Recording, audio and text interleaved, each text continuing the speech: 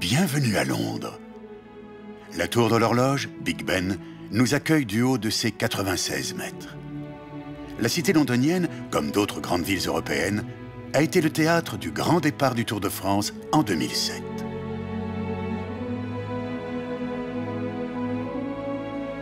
Sur les bords de la Tamise, le palais de Westminster et ses 3 tours de plus de 90 mètres, la tour Victoria, la tour centrale et Big Ben. Résidence royale jusqu'en 1512, le palais devint le siège de la Chambre des Lords et de la Chambre des Communes.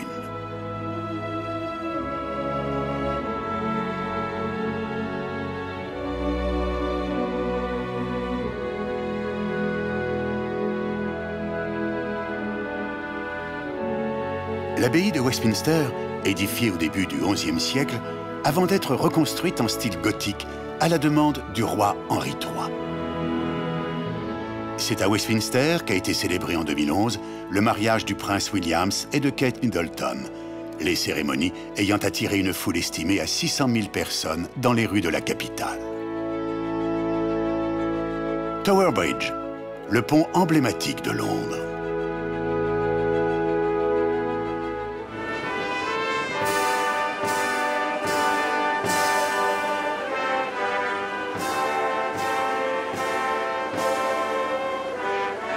C'est ici qu'eurent lieu les célébrations du départ de la première étape du Tour de France en 2007.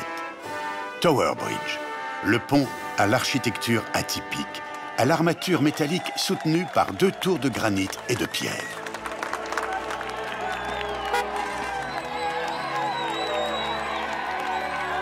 Nous accompagnons le défilé des coureurs dans les principaux quartiers londoniens.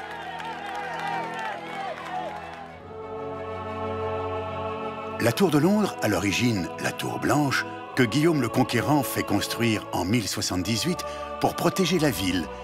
Elle sera résidence royale, mais aussi prison d'État et lieu d'exécution. Il domine Londres de ses 110 mètres de hauteur, le dôme de la cathédrale Saint-Paul. C'est ici que furent célébrées les funérailles de Winston Churchill en 1965 et le mariage du prince Charles et de Lady Diana Spencer en 1981.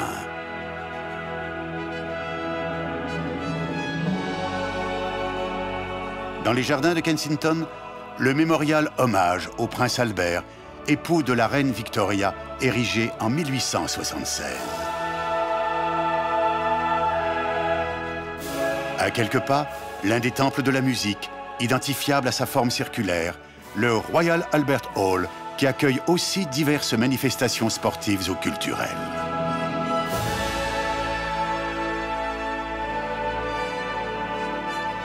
De Gherkin, ce cornichon géant de 180 mètres est l'un des gratte-ciels modernes qui symbolise aujourd'hui le centre actif de Londres, le quartier de la City. Les bâtiments modernes sont venus se greffer au noyau ancien de la ville. C'est aujourd'hui l'un des plus grands quartiers d'affaires en Europe. 500 000 personnes travaillent quotidiennement dans la City.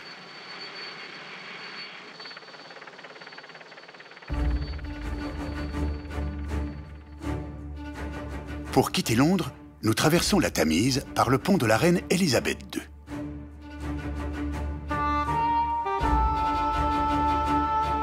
Nous voici dans le comté du Kent, au sud-est de Londres. La rivière Medway, comme la Tamise, est bordée de forts destinés à protéger la ville des envahisseurs venus de la mer du Nord. Le château de Pnor est une forteresse du XVIe siècle. Ce site fut un lieu d'inspiration pour l'écrivain Charles Dickens.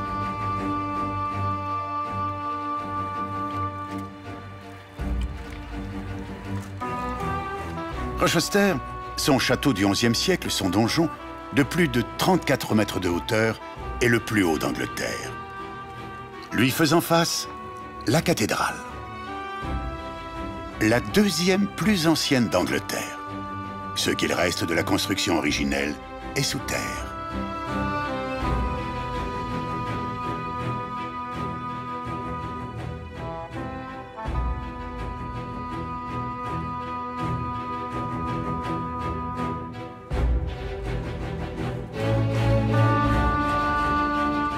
Un décor enchanteur pour refuge romantique.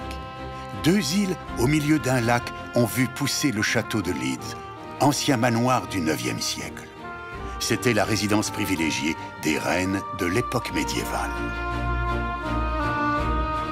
Le château est aussi réputé pour son parc ornithologique, noyé dans plus de 200 hectares, où les cygnes, les paons et les rapaces ajoutent à l'atmosphère bucolique du site.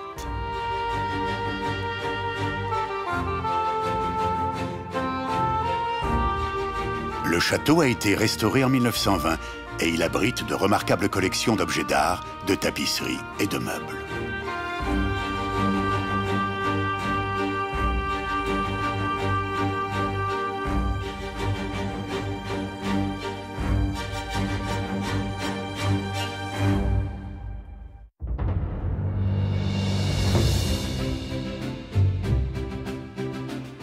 Nous continuons de sillonner le Kent. Au détour des routes de campagne se dressent monuments et villages typiques, mais plus anonymes. Comme ici, la route s'élevant vers le village de Goldhurst, chapeauté au sommet de la colline par son église paroissiale, l'église Sainte-Vierge-Marie, entourée de ses jardins à l'anglaise, évidemment, et de ses vergers.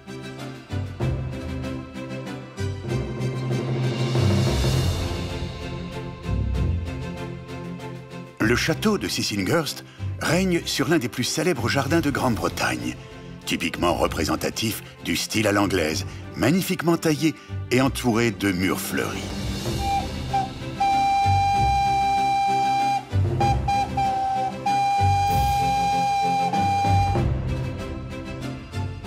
Achevons notre balade anglaise en s'arrêtant sur un chef-d'œuvre d'architecture, la cathédrale de Canterbury, admise au patrimoine mondial de l'UNESCO, qui prit ses allures de cathédrale au tout début du XIe siècle.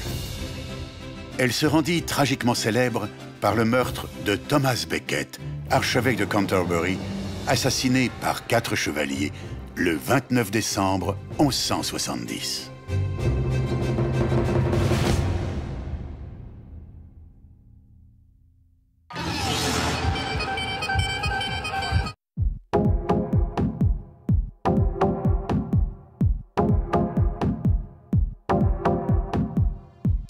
La Méditerranée, entre Riviera italienne et Côte d'Azur. Voici la principauté de Monaco. Monaco, cadre de prestige au grand départ du Tour de France 2009. À flanc de montagne, la principauté s'étend sur un territoire de 2 km². Sur le rocher, le palais princier règne sur tous les quartiers de la ville. Édifié au XIIe siècle, il est la résidence des princes de Monaco depuis 1297. Aujourd'hui, demeure de la famille régnante des Grimaldi. Le palais est situé sur un site géologique atypique, un rocher de plus de 60 mètres de haut.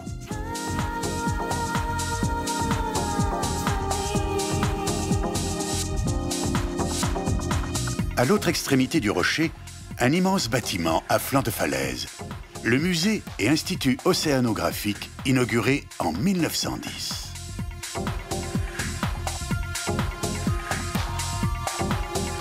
Outre l'exposition de nombreuses espèces marines sur près de 6000 m², il est aussi un outil de recherche et de rencontre pour les scientifiques.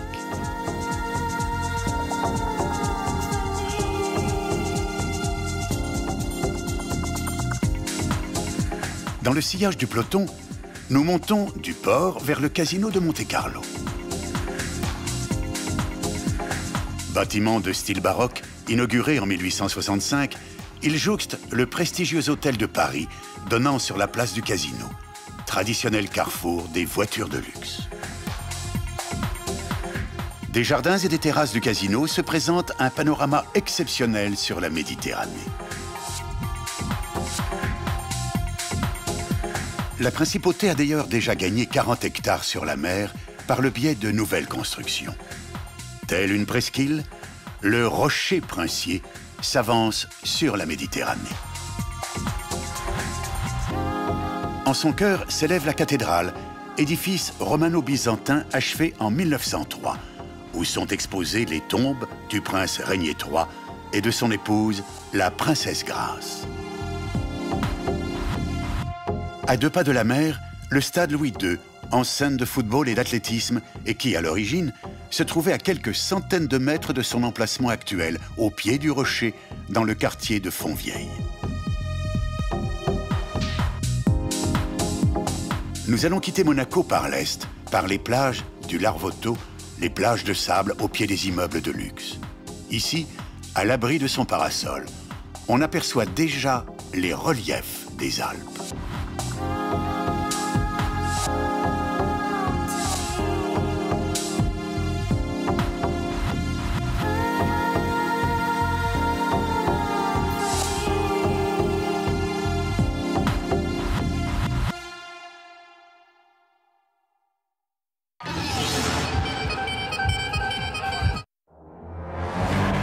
L'Euromast, tour de verre et de béton à 107 mètres de hauteur, planté dans le Het Park, le poumon vert de la ville.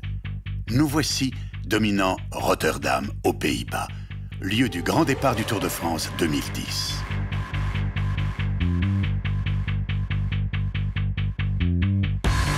Rotterdam, la deuxième plus grande ville des Pays-Bas après la capitale Amsterdam, et la plus moderne.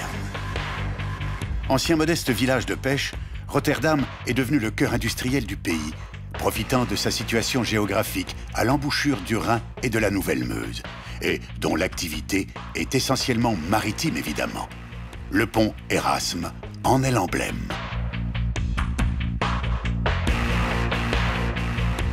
Il faut naviguer. Telle est la devise de Rotterdam, dont voici l'hôtel de ville, à l'abri de son beffroi de 71 mètres, qui abrite 63 cloches. C'est l'un des rares bâtiments à avoir survécu au bombardement de la guerre en 1940.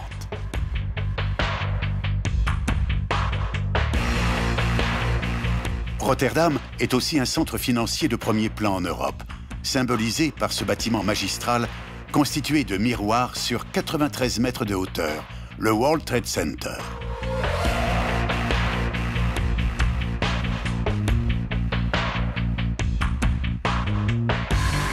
Mais Rotterdam est avant tout le plus grand port d'Europe. Historiquement, l'une des plaques tournantes du commerce maritime mondial, encore renforcée par la création de l'Europort et des voies d'accès à la mer du Nord de plus en plus opérationnelles, à l'image du Nieuwe Waterweg.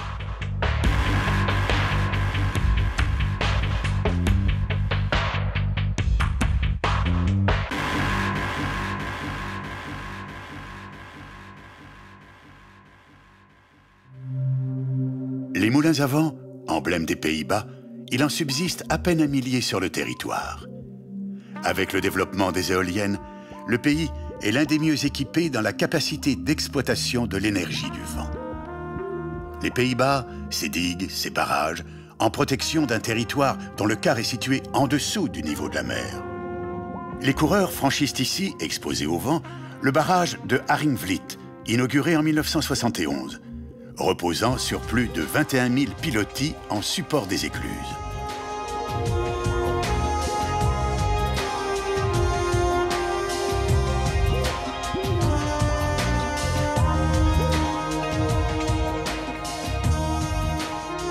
Les terribles inondations qui ont touché le territoire ont abouti au plan Delta en 1958, plan anti-tempête destiné à construire plusieurs barrages.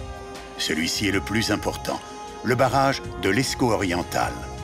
9 km de long, bâti en plusieurs tronçons sur 65 piliers de béton. Il est parcouru par la route nationale 57, empruntée en ce mois de juillet 2010 par les coureurs du Tour de France.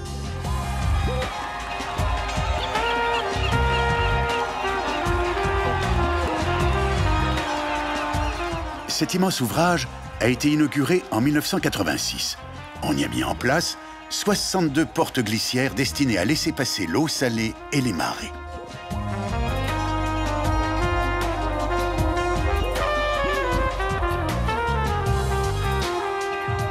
Et, selon une procédure de sécurité très précise, si le niveau de la mer s'élève de 3 mètres, les portes se referment. Une opération qui se répète plusieurs fois dans l'année.